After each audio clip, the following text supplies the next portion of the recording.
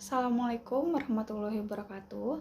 Saya Zahra Ramadanti, perwakilan dari kelompok Jaget bersama rekan saya yakni Tia Fujimura Sutiyani dan juga Santana Silaen akan memaparkan presentasi salah satu tugas mata kuliah teori pengambilan keputusan yang diampu oleh Insinyur Hajah Neti Nurrenawati MM. Nama kelompok kami yaitu dari usaha Jamget atau Jamur Nugget. Jenis usahanya itu usaha dagang.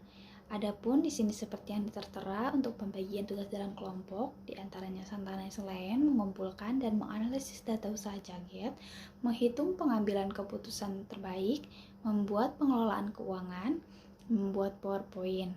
Tia Fujimura Sutiani menentukan alternatif pengambilan keputusan terbaik, menghitung AOL, membuat diagram fishbone, dan juga mengedit video.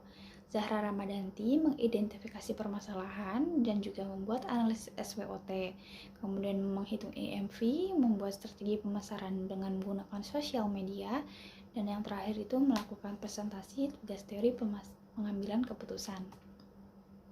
Tujuan: Poin A, identifikasi masalah, yakni kurangnya inovasi produk.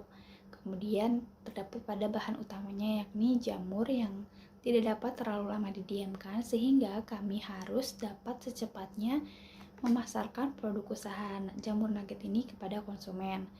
Yang ketiga itu pemasaran yang kami lakukan masih belum maksimal dan juga pengelolaan keuangan yang kami terapkan belum optimal. Poin B untuk alternatif keputusannya itu yang pertama dengan membuat strategi pemasaran yang lebih efektif dan juga efisien, kemudian membuat pengelolaan keuangan yang baik, yang ketiga segera menerapkan sosial media marketing guna tercapainya tujuan usaha, yakni menarik calon konsumen sebanyak-banyaknya. Dan yang terakhir itu terdapat dua alternatif lain untuk memperoleh chef yang lebih kompeten. Poin C melakukan analisis keputusan dalam kondisi beresiko. Dari masalah yang terdapat pada usaha kami, yaitu usaha Jamget, pengambilan keputusan bisa diselesaikan dengan kondisi beresiko. Pengambilan keputusan pada kondisi beresiko menggunakan EMV, Expected Monetary Value, dan juga Expected Opportunity Loss. Pengumpulan dan analisis data. Uji coba calon chef pada keadaan ramai, yaitu pada saat market day, jumlah makanan yang terjual 30 bungkus, sedangkan pada saat Car Free Day di Galung Mas lumayan sepi karena yang terjual hanya 20 bungkus. Uji coba chef yang dilatih pada keadaan ramai, yaitu pada saat market day, jumlah makanan yang terjual 20 bungkus, sedangkan penjualan yang dilakukan pada Car Free Day di Galung Mas hanya terjual 10 bungkus.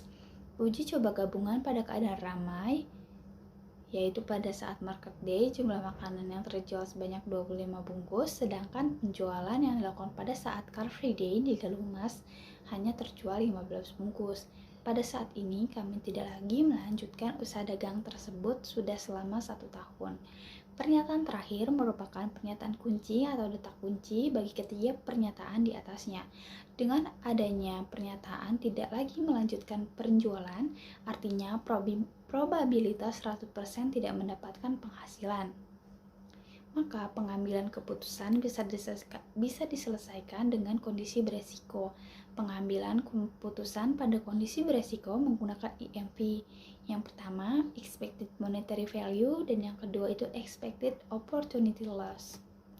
Untuk alternatif keputusan, alternatif yang dipilih untuk mengembangkan usaha Jamget adalah dengan memilih dari masalah sumber daya manusianya, yaitu yang pertama ada pemilihan calon chef baru, yang kedua itu chef lama yang dilatih kembali kompetensinya, dan yang ketiga kolaborasi dari keduanya. Analisis pengambilan keputusan dengan kondisi beresiko. Di sini bisa dilihat ada bagian perhitungan pengambilan keputusan menggunakan EMV.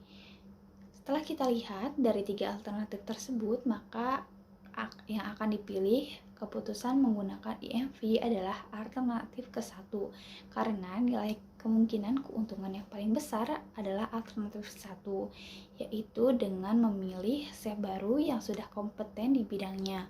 Hal ini merupakan pilihan yang terbaik. Untuk analisis pengambilan keputusan dengan kondisi beresiko, di sini ada bagian perhitungan pengambilan keputusan menggunakan IDL. Dari ketiga alternatif di atas, Dengan menggunakan IOL, yang memiliki nilai terendah adalah alternatif ke 1, yaitu 0.